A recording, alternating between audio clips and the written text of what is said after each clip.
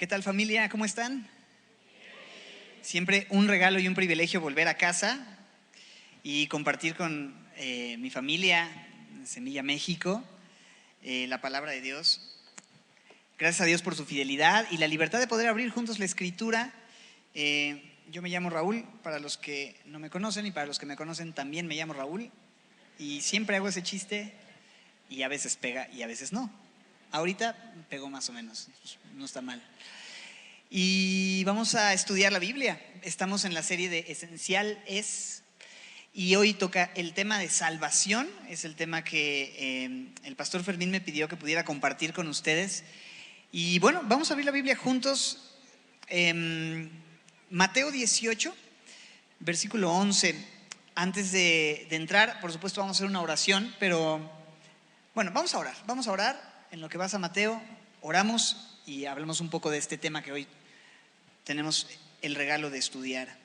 Gracias por la libertad de abrir la Biblia juntos, Señor. Gracias porque tú eres bueno y fiel en demasiadas maneras. Vemos tu fidelidad, tu cuidado, tu amor, tu gracia. Queremos rogarte que seas tú quien haga la obra de nuestras vidas, Señor. Que seas tú quien hable a nuestros corazones. Permítenos entender lo que tú has dicho y cuál es tu plan en relación con la salvación. Y danos oídos para oír, Señor, y corazones para entender tu propósito, Señor, tu plan para cada uno de nosotros. Eres bueno y fiel, dirígenos hoy, oramos esto y más en el nombre de Cristo Jesús y juntos decimos amén. Muy bien. Tristemente, muchas personas cuando piensan en cristianismo, en automático la mente conecta con juicio, con condenación, con señalar a los que piensan diferente, con lo que está mal. Pero ¿sabes? Si hay algo que realmente define lo que somos o lo que es un cristiano, o lo que un cristiano vive y tiene para compartir, es salvación. Salvación, no condenación, no juicio, sino salvación. Porque el cristianismo no tiene que ver con una lista de reglas o cumplir ciertos requisitos o vivir vidas perfectas. El cristianismo se trata de Dios enviando a su Hijo para darnos salvación. Dios enviando a Jesús, que es el Salvador del mundo. Jesús no vino a fundar una linda religión, no vino a enseñarnos a vivir vidas morales, vino a darnos salvación. Mateo 18:11, ¿qué dice? Porque el Hijo del Hombre, que es Jesús, ha venido ¿para qué? Para salvar lo que se había perdido. ¿Qué me dices de Primera de Timoteo 1:15? La palabra fiel, que el apóstol Pablo comparte a su discípulo Timoteo diciendo: palabra fiel y digna de ser recibida por todos, que Cristo Jesús vino al mundo para salvar a los pecadores, dice él, de los cuales yo soy el primero, decía Pablo. Y si Pablo apañó el primero, yo soy la muestra gratis. Luego les cuento por qué. Juan 3:17, después del versículo tan conocido: porque de tal manera amó Dios al mundo que ha dado a su Hijo unigénito, Juan 3:16, para que todo aquel que en Él cree no se pierda, mas tenga vida eterna. En el 17 Jesús dice: porque no envió Dios, ¿qué dice? A su Hijo al mundo para condenar al mundo, sino para que el mundo sea salvo por Él. Jesús vino para salvar. Ahora, cuando hablamos de salvación o de salvar, pues evidentemente la palabra salvación tiene e implica un aspecto negativo. ¿En qué sentido? Bueno, si tú vas al diccionario y buscas salvar, te vas a encontrar con una definición que implica un peligro, ¿no? Librar de un peligro, librar de un riesgo, poner en seguro. Es lo que vas a leer en cualquier diccionario. Entonces, para que haya salvación, eso implica que hay un peligro. Y ¿sabes? El ser humano está en un terrible peligro. La Biblia nos dice que necesitamos salvación porque estamos no solo en peligro, sino perdidos, y más aún incluso muertos en delitos y pecados. Efesios capítulo 2 nos dice que Dios nos dio vida, Efesios 2:1, a nosotros cuando estábamos, ¿cómo dice el texto? Muertos en delitos y pecados.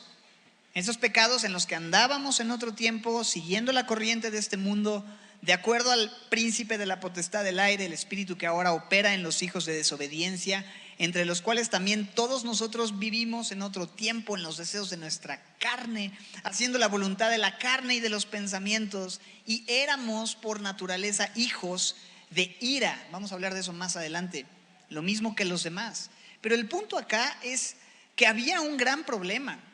En otro tiempo nosotros vivíamos, dice ahí en el verso 2, en otro tiempo siguiendo la corriente de este mundo.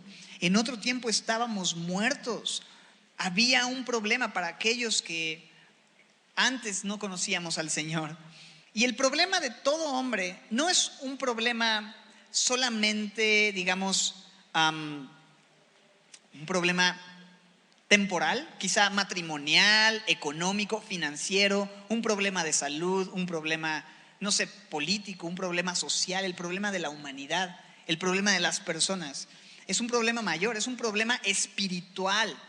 Es un problema de que aquellos que no han confiado en Jesús experimentan la muerte espiritual, que es vivir muertos en delitos y pecados.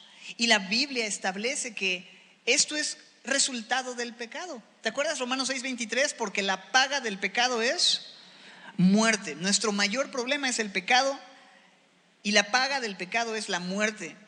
Y cuando hablamos de muerte en diferentes aspectos. No solamente pensar en una muerte física, pero ¿qué hay acerca de esta muerte, no sé, emocional? Donde hay depresión, ansiedad, temor, culpa, muchas cosas que bien pueden ser resultado del pecado. Pero la muerte más importante que necesitamos entender y considerar es la muerte espiritual.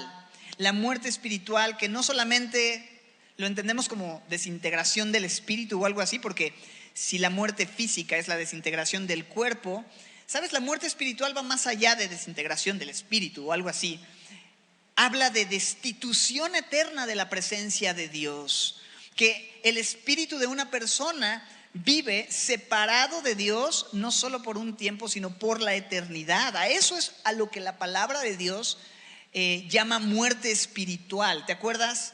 En Romanos 3:23 dice que por el hecho de que todos pecaron, representados en Adán, están destituidos, ¿qué dice?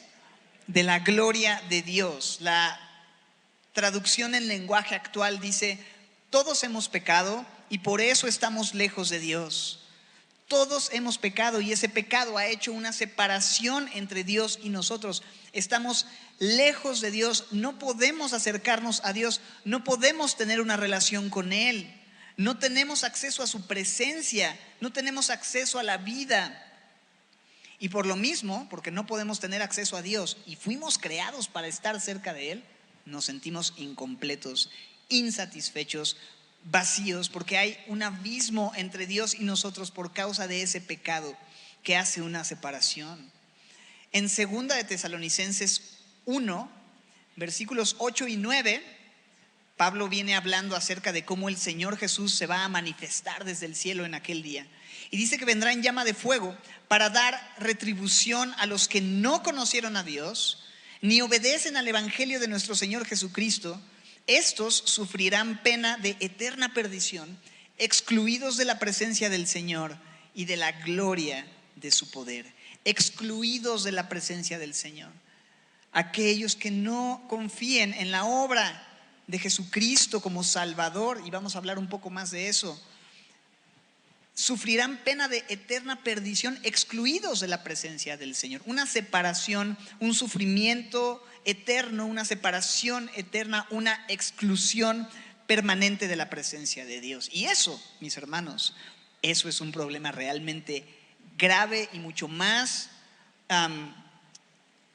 peor, como decía mi mamá, mucho peor que cualquier otro problema que tú puedas enfrentar.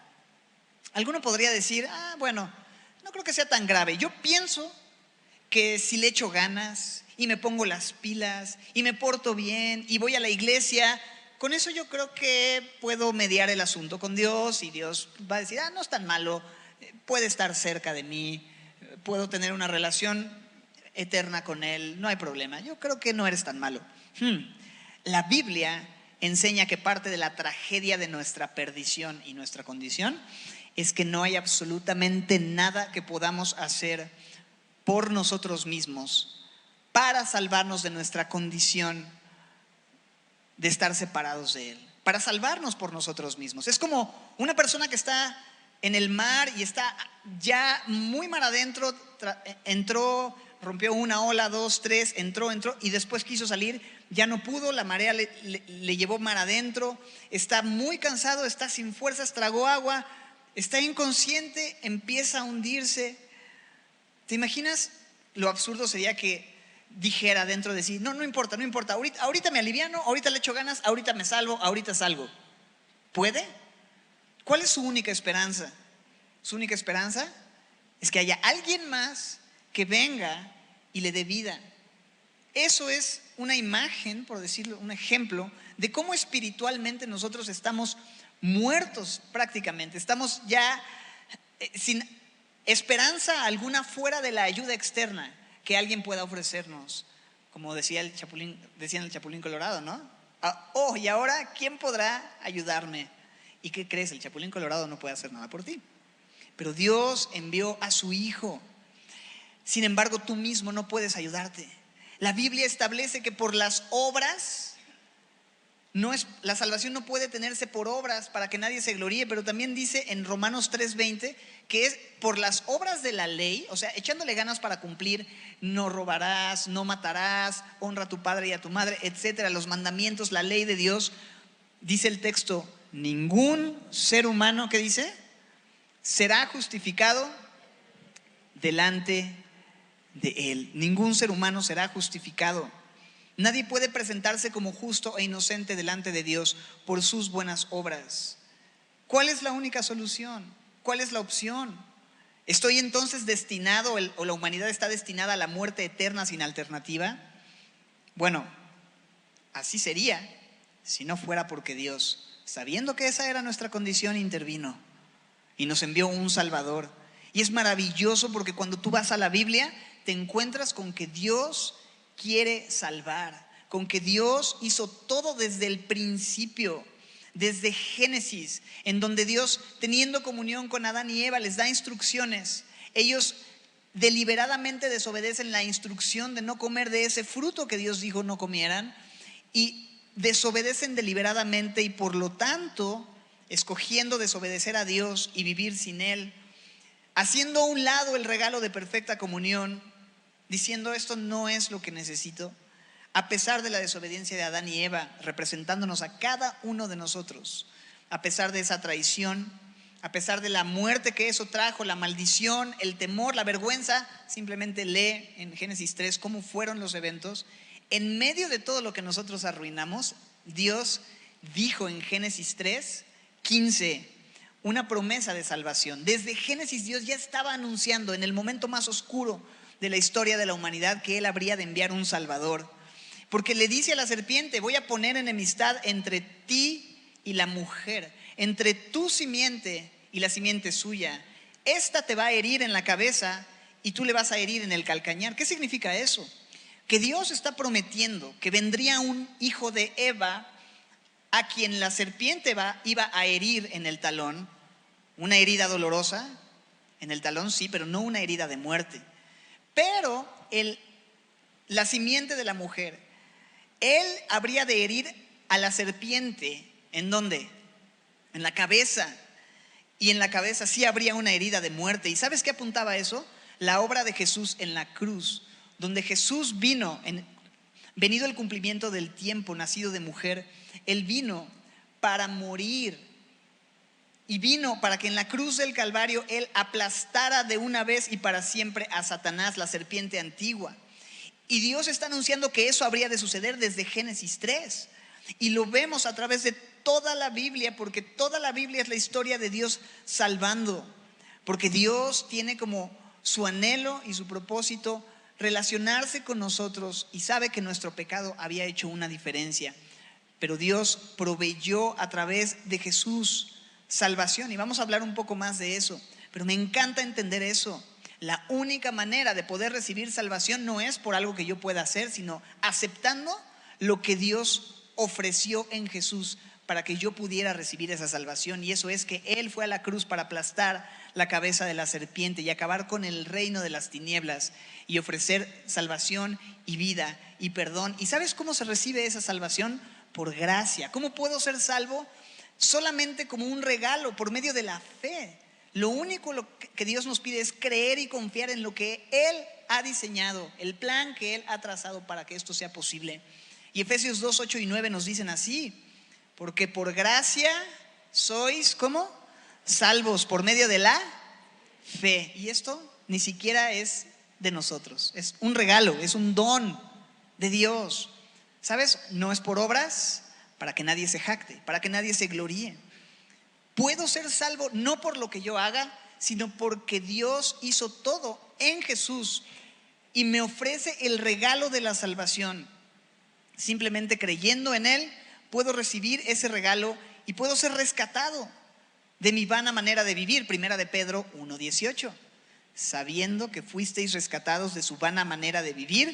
El verso 19 nos dice que, el 18 al final, no fuimos rescatados con cosas corruptibles, como oro o plata.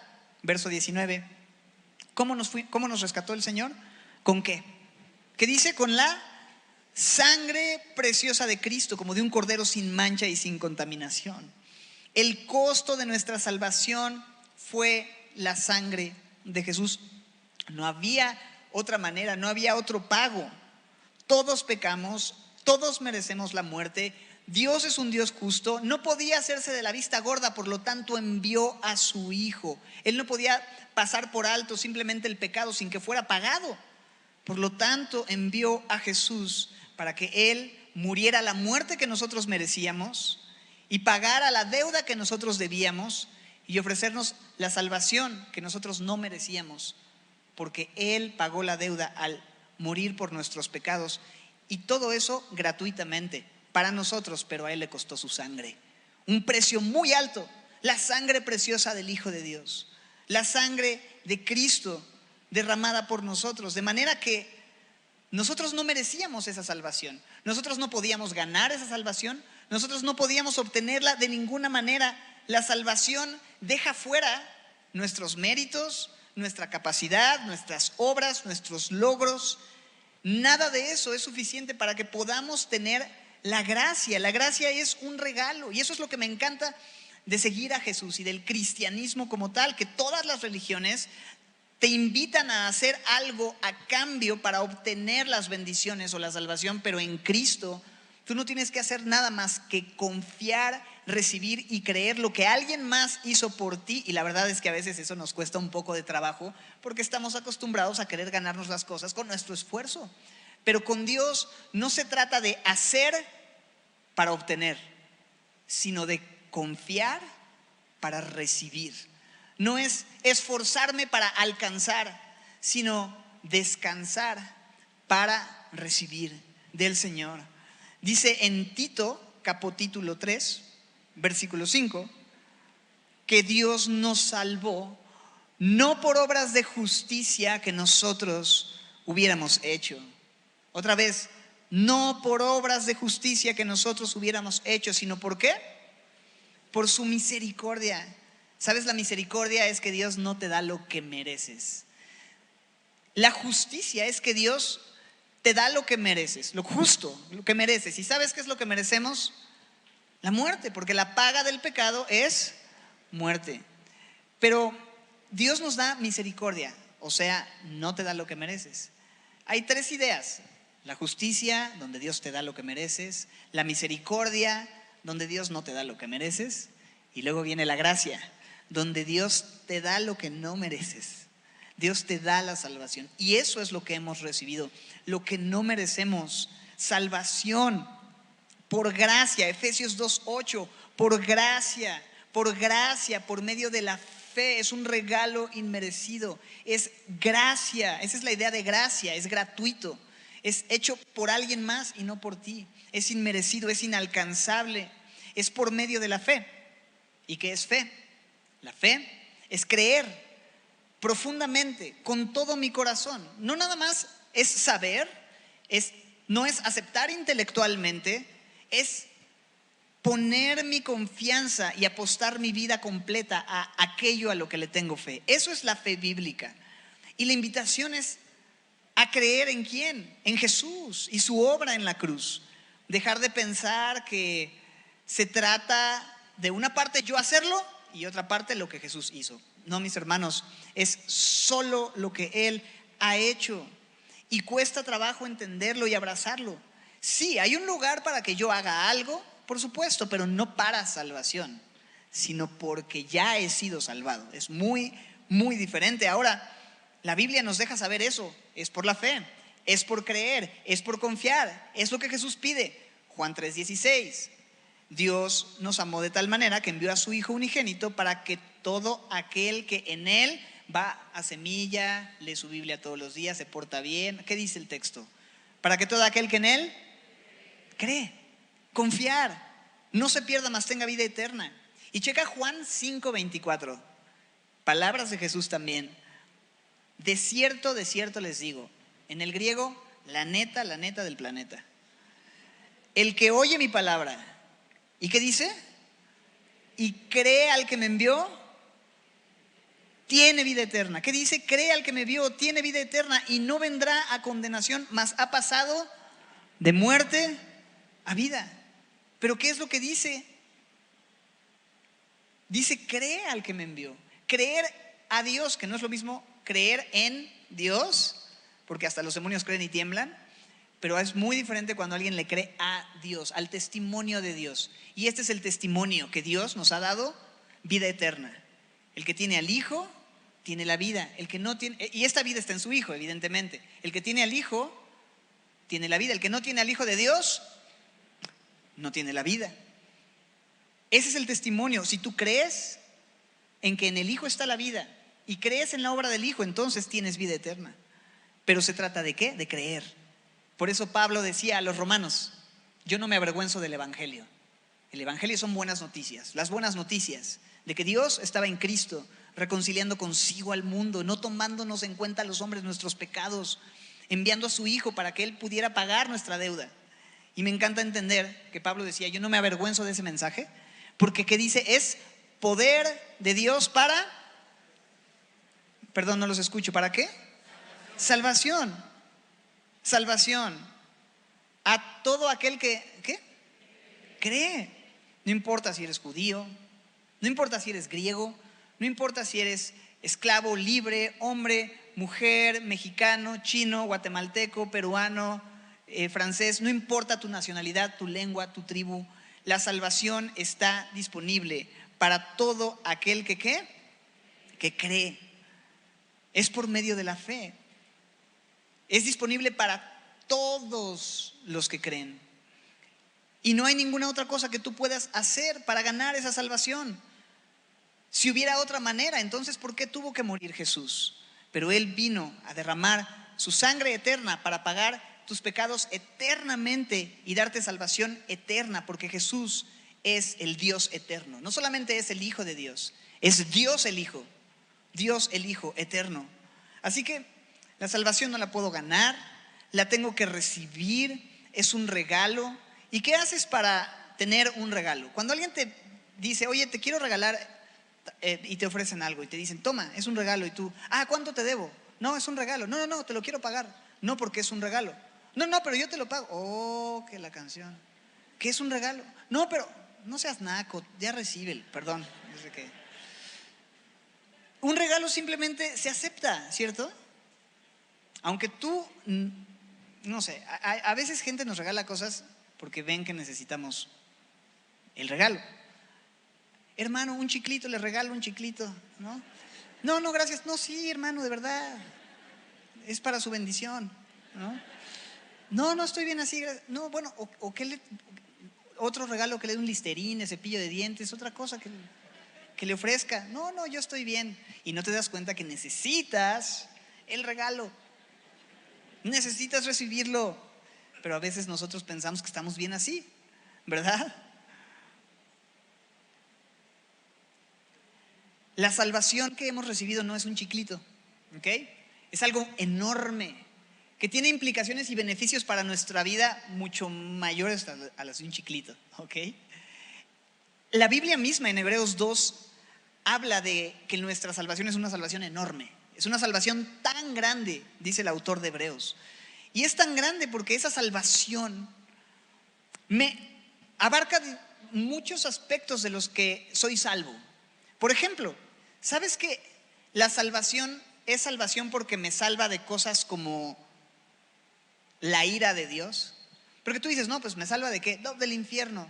Aún más allá de eso, ¿sabes que la salvación me salva de la misma ira de Dios? Porque leímos en Efesios 2 que antes, estando muertos, éramos por naturaleza hijos de ira. Esto es, que merecíamos ser castigados por Dios con justa razón, como todos los demás. Esa es la versión de lenguaje actual de este versículo en Efesios 2:3.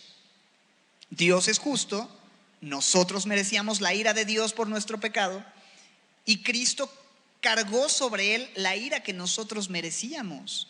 ¿Te acuerdas de Jesús en Getsemaní orando y diciendo, Padre, si es posible, pasa de mí? ¿Te acuerdas? Esta copa, esa copa es la copa que él habría de beber, que es una imagen de la ira de Dios. Imagínate esta copa burbujeante ardiendo. Y Jesús tuvo que beber esa copa para que nosotros, que merecíamos ese castigo, no la bebiéramos. Éramos merecedores de esa ira y beber la copa de la ira, pero Jesús bebió la copa en nuestro lugar. Eso es parte de las cosas de las cuales Dios nos salva. Otra cosa de la cual Dios nos salva es del pecado. ¿En qué sentido?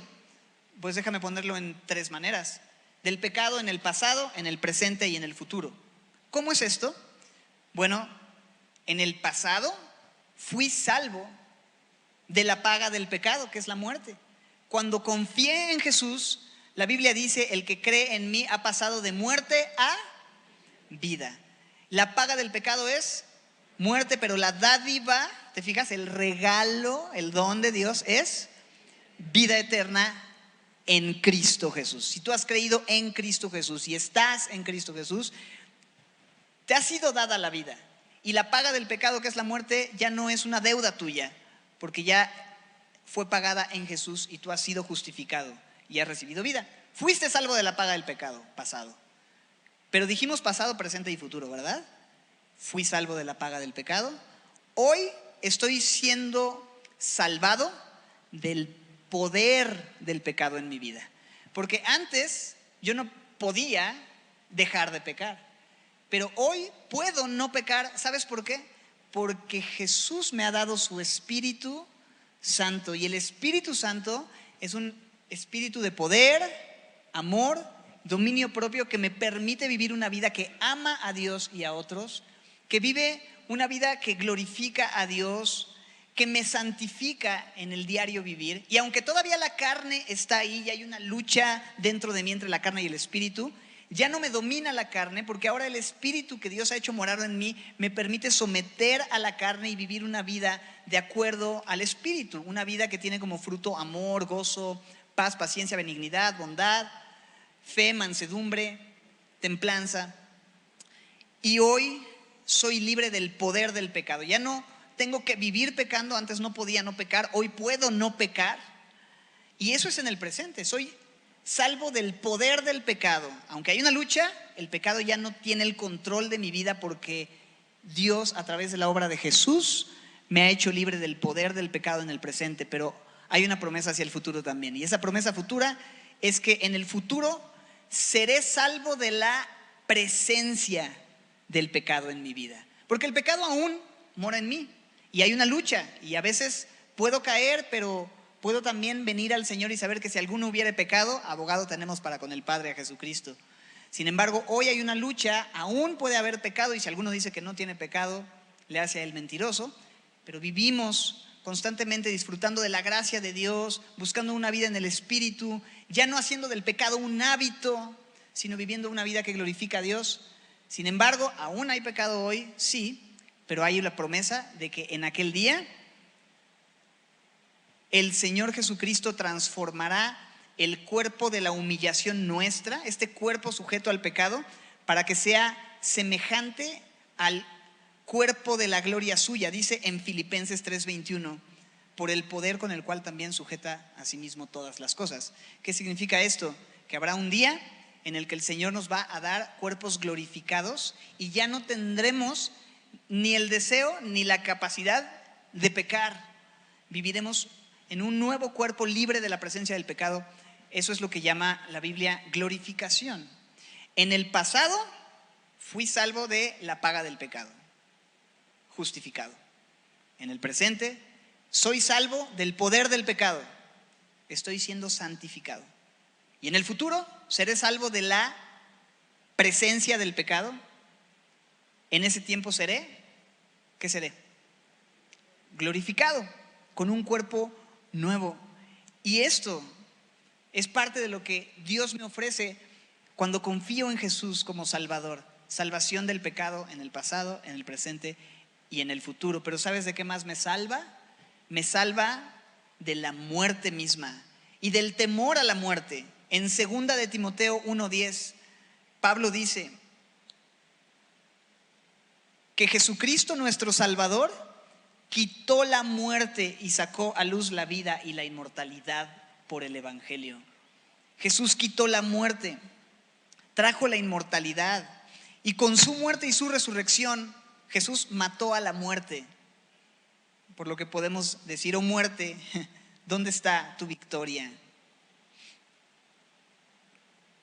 Jesús le dijo a la muerte: yo seré tu muerte y yo seré tu destrucción. Y me encanta eso, la muerte ya no tiene poder sobre aquellos que somos salvos, en el sentido en el que la vida eterna es algo que nos pertenece hoy. La vida eterna, dice Jesús, es que te conozcan a ti, el único Dios verdadero, y a Jesucristo a quien tú has enviado. Y esa vida eterna comienza ya en conocerle a Él. Y aun si este cuerpo fuera destruido, tenemos de Dios un edificio, una casa no hecha de manos, eterna en los cielos, que Él ha prometido para todos aquellos que confían en Él.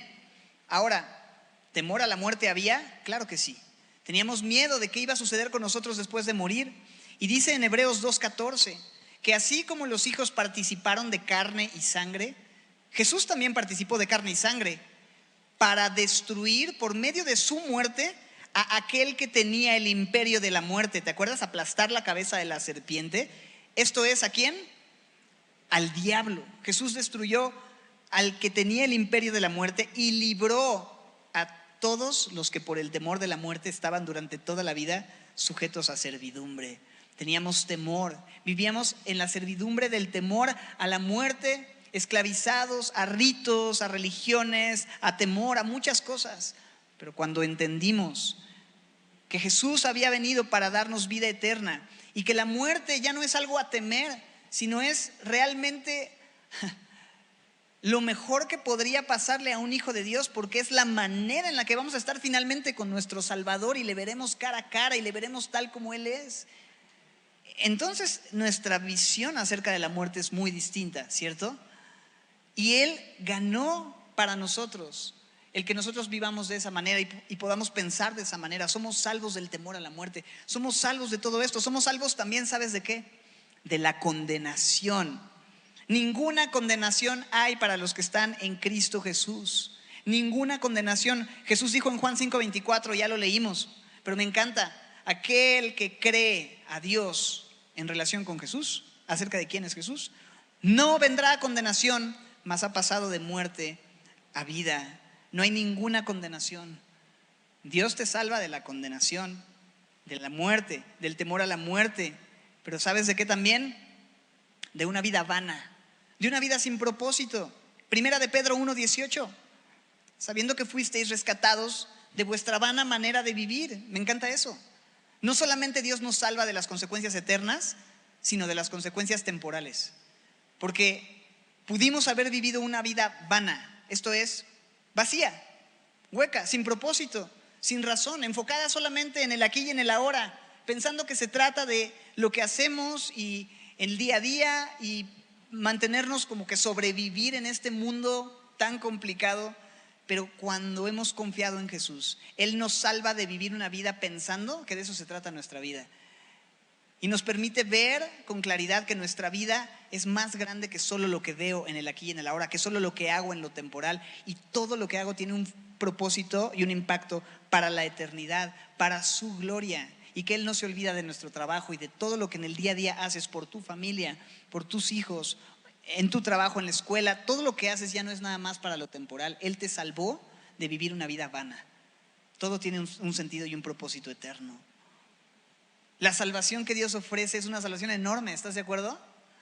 Nos salva de la ira de Dios, de la paga del pecado, del poder del pecado, de la muerte y el temor a la muerte, de la condenación, de la culpa, de una vida vana y sin propósito. Pero me encanta porque en Efesios 1, 11 y 12 nos dice para qué somos salvos, para qué me salva el Señor. ¿Sabes para qué? Para darle gloria. Dice que Él nos dio herencia, nos predestinó, verso 12, a fin de que seamos para alabanza de su gloria, la gloria de Dios. Queremos glorificar a Dios porque Él nos ha salvado. Esa es la respuesta lógica. ¿Qué hace una persona que ha sido salvada?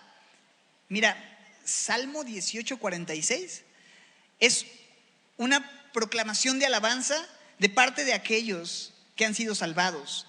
Viva Jehová y bendita sea mi roca y enaltecido sea el Dios. ¿De qué dice?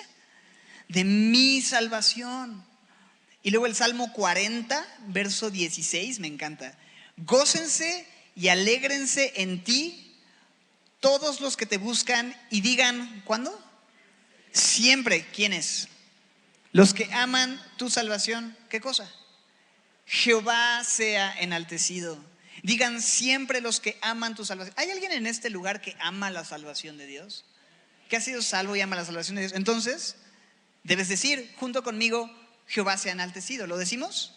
1, 2, 3. Jehová sea enaltecido. Órale, lo dijeron mejor que en la primera. Les iba a decir más fuerte, pero ya estuvo bien. ¿Por qué no leemos Judas 1:25 a una voz? Judas 1:25, porque creo que esto es una declaración de alabanza a Dios por lo que Él ha hecho. Y Judas 1:25 estará en la pantalla en 5, 4, 3, 2, ahí está. ¿Lo leemos juntos? Desde la pantalla está bien. A una voz juntos. 1, 2, 3. Al único y sabio Dios, nuestro Salvador, sea gloria y majestad, imperio y potencia, ahora y por todos los siglos. Amén. ¿Qué es lo que merece nuestro Salvador porque nos ha salvado? La gloria, ¿verdad? La alabanza, la honra. Eso es lo que nosotros podemos darle en respuesta a la salvación. Eso me encanta.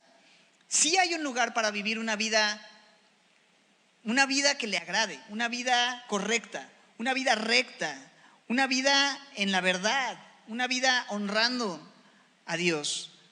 Pero todas las buenas obras, una vida de buenas obras, pero todas esas buenas obras son una respuesta a la salvación. No son un requisito para la salvación, son una respuesta. Porque Efesios 2:10, después de habernos dicho no por obras para que nadie se gloríe, nos dice que somos creados para buenas obras. No por obras, pero sí fuimos hechura suya, creados en Cristo Jesús, es decir, con una nueva vida, una nueva creación, una nueva vida, porque hemos creído y nos ha dado nueva vida. ¿Para qué? Para buenas obras. Estas buenas obras Dios ya las había preparado de antemano para que nosotros andemos. Simplemente camina en tu día a día, en las buenas obras que Dios ya había preparado y agendado para ti. Dios me salva para cumplir la agenda que Él ya tenía trazada desde antes de la fundación del mundo, para que yo viva una vida que le glorifique. Y me encanta entender estas verdades. ¿Y sabes algo? La invitación para recibir salvación está abierta. ¿Quién puede ser salvo? Isaías 45:22, a través del profeta Isaías, Dios dice: mirad a mí y sed salvos todos los términos de la tierra. ¿Sabes por qué? Él dice esto: porque yo soy Dios y no hay más. Todos pueden ser salvos. La salvación es para todos. No existe una sola persona en la tierra para quien la salvación no esté disponible. Pero dice: mirad a mí. Entonces la salvación es para aquellos que estén dispuestos a mirar al Salvador, a mirar a Dios. No puedo ser salvo mirándome a mí mismo, mirando qué tan buena persona soy, o comparándome con otros, o mirando qué tan mala persona soy. No puedo ser salvo mirando a al pastor, a una persona, a algún ejemplo de fe o algún ejemplo moral, porque solo Cristo en la cruz pudo salvarme y pudo ofrecerme salvación. Entonces necesito mirar a Él y ser salvo solo a Él. No importa qué tan bueno seas, no importa qué tan malo seas, no importa tu clase social, tu nacionalidad, tu edad, tu moralidad o inmoralidad, tu educación. Todos los términos de la tierra pueden ser salvos, pero todos aquellos que se reconozcan perdidos y que necesitan un Salvador, porque el Hijo del Hombre vino para buscar y salvar lo que se había perdido. Si tú no reconoces que estás perdido, es como el doctor no puede atender a aquel que piensa que está sano. El médico no vino a los sanos, sino a los enfermos. Y si tú no reconoces tu condición de enfermedad espiritual y que necesitas al médico atendiéndote y ofreciéndote la única medicina permanente para el cáncer del pecado en tu vida, que es su preciosa sangre, entonces no puede haber salvación para ti. Pero Jesús vino a llamar a pecadores al arrepentimiento. No vino a salvar a los perfectos, a los megasantos, a los que no son tan malos. Él vino por los perdidos. Y necesitamos reconocer esto y humillar nuestras vidas y reconocer nuestra incapacidad, nuestra necesidad, dejar de intentar de justificarme con mis propias obras, dejar de intentar en mis esfuerzos ganar el favor de Dios, dejar de darle razones a Dios para que me ame y recibir el regalo de salvación que Él ofrece gratuitamente para todo aquel que se considera roto de espíritu, quebrantado de corazón, porque el Señor no rechaza a nadie que tiene un espíritu contrito y humillado, y todo aquel que viene a Él, Él no le echa fuera. Y Él tiene lo que tú necesitas, lo que yo necesito. Pero no es ganar el premio, eso requiere tu esfuerzo, tu orgullo, es recibir el regalo, y eso requiere humildad. Eso requiere humildad. De manera que la invitación es muy sencilla. Reconoce con humildad que hoy es el día que necesitas salvación, porque déjame decirte eso, hoy es el día de salvación. Este es el día en donde Dios ofrece, este es el tiempo aceptable. 2 Corintios 6:2, en tiempo aceptable te he oído, en día de salvación te he socorrido. He aquí, ¿cuándo? Ahora el tiempo aceptable.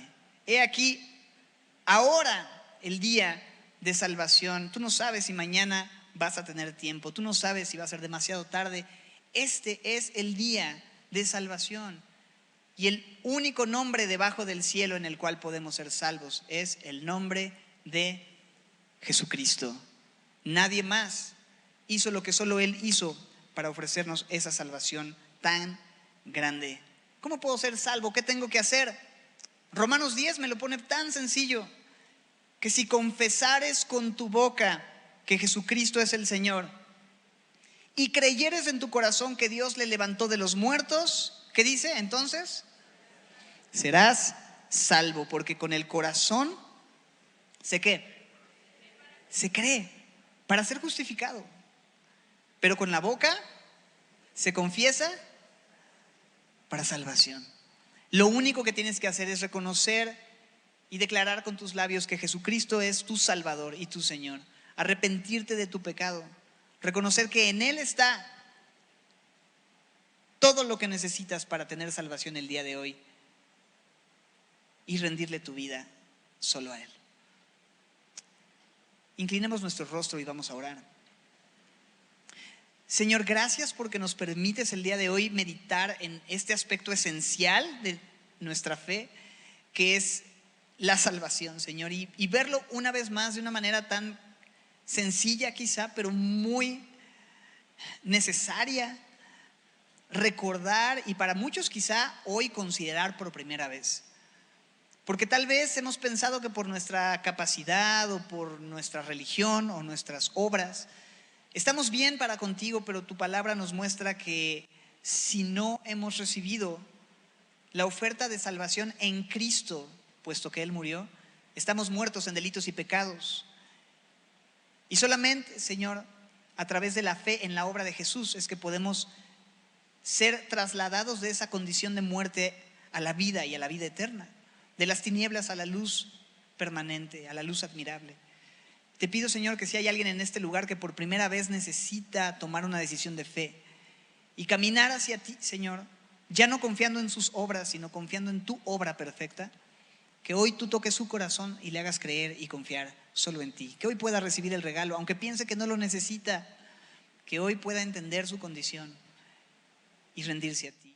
Déjame hacer esta oración junto contigo, te voy a prestar mis palabras, solamente tienes que decirle de corazón al Señor lo siguiente. Jesús, gracias por tu amor, porque no había entendido que ese amor tan grande se demostró en una cruz tan cruel por una persona tan necesitada, por medio de un Dios tan santo. Gracias porque me amaste y te entregaste a sí mismo por mí para ofrecerme salvación. Perdona mis pecados, me arrepiento de mi vida egoísta,